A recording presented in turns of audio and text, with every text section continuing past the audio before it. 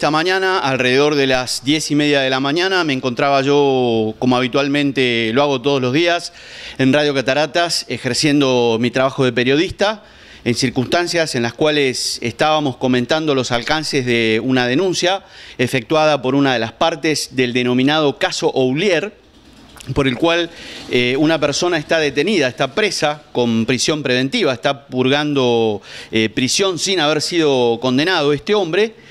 Y la defensa de este hombre, junto con los familiares de él, junto con su padre concretamente, efectuaron una denuncia en la Fiscalía porque detectaron que el perito forense que realizó la pericia psicológica del niño supuestamente abusado por este individuo, motivo por el cual él está preso, es socio de la psicóloga de parte, es decir, es socio de la psicóloga de la demandante, de la denunciante, a la sazón madre de la criatura.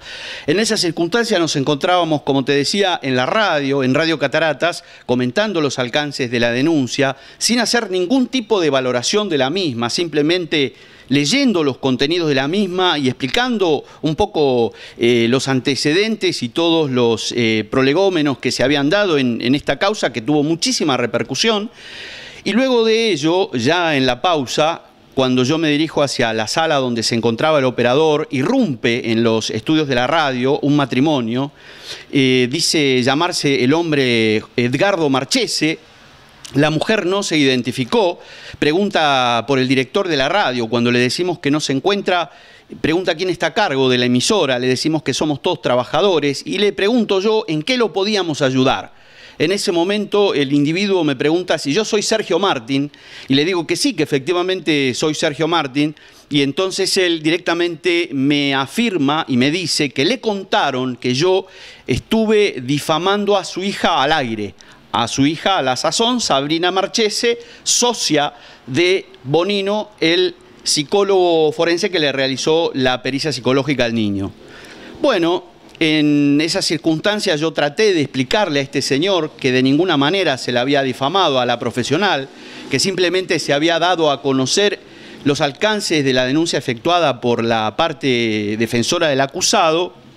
Y cuando yo me di cuenta que el hombre no iba a entrar en razones, que estaba muy alterado, muy violento, decidí retirarme de la sala de operación, de la sala del operador, y en ese momento él sigue discutiendo con el operador, escucho que la conversación es muy subida de tono, entonces regreso para decirle al operador que si la cosa pasa a mayores, llame a la policía para que de alguna manera lo calmen a este hombre o pongan orden justamente en esa situación de violencia que se estaba viviendo en ese momento en la radio.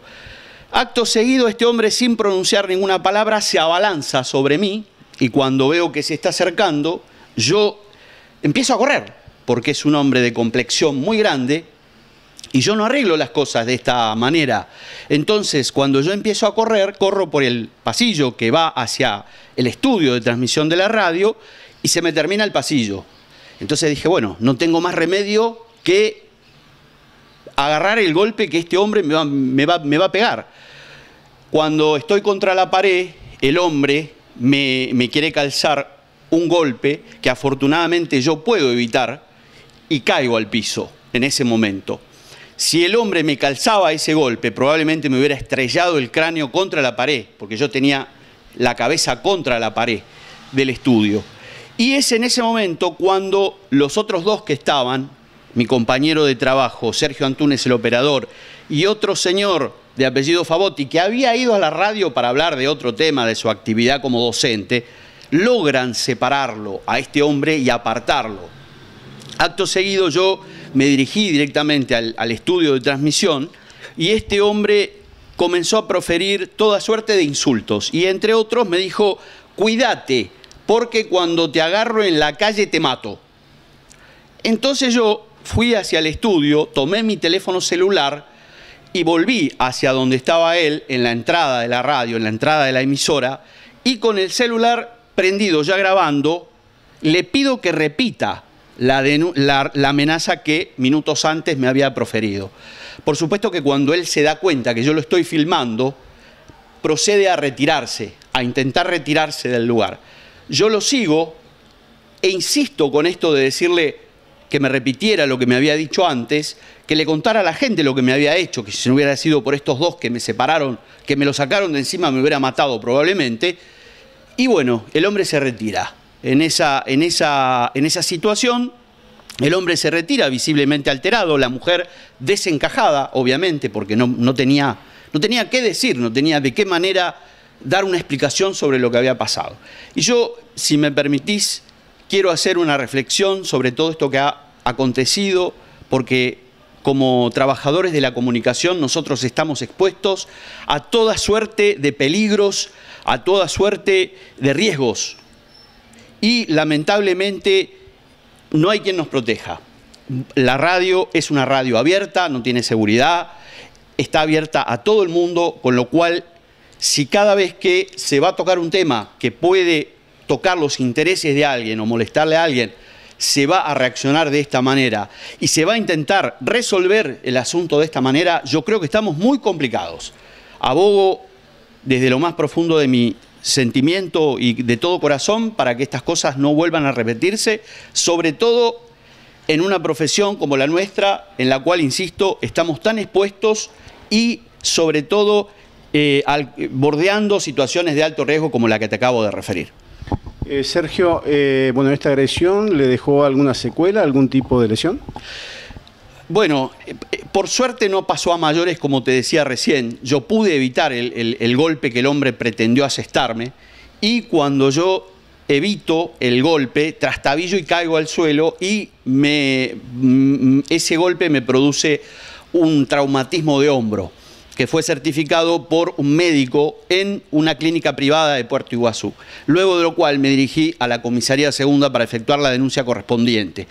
Creo que es mi deber informar a las autoridades. Tengo entendido que no es la primera vez que este señor reacciona de esta manera, y me gustaría que de alguna manera lo llamen a la reflexión sus familiares. La hija es psicóloga, bien le podría hacer algún tipo de terapia para tratar de calmarle los ánimos a este señor. Y por otra parte también por si eventualmente en alguna oportunidad me toca tener que enfrentarme efectivamente a una situación como la que él dijo que iba a hacer. Porque en este pueblo somos pocos, nos conocemos todos y en algún momento siempre nos estamos cruzando por ahí. Así que por esa eventualidad he decidido hacer la denuncia correspondiente. Sergio, ¿usted teme por su vida? ¿Ha pedido custodia policial? No, absolutamente no, absolutamente no, absolutamente no. Yo creo que este señor actuó en un impulso desenfrenado de cólera, que desconozco el motivo.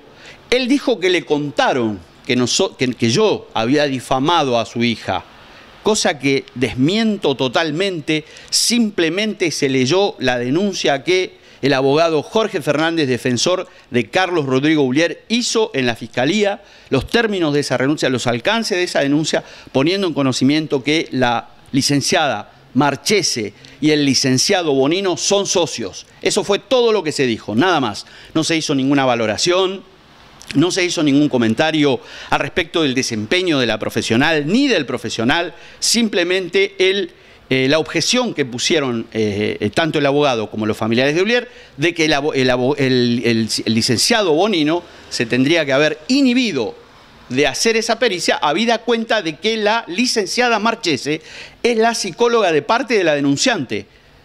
Así que eso fue lo que pasó.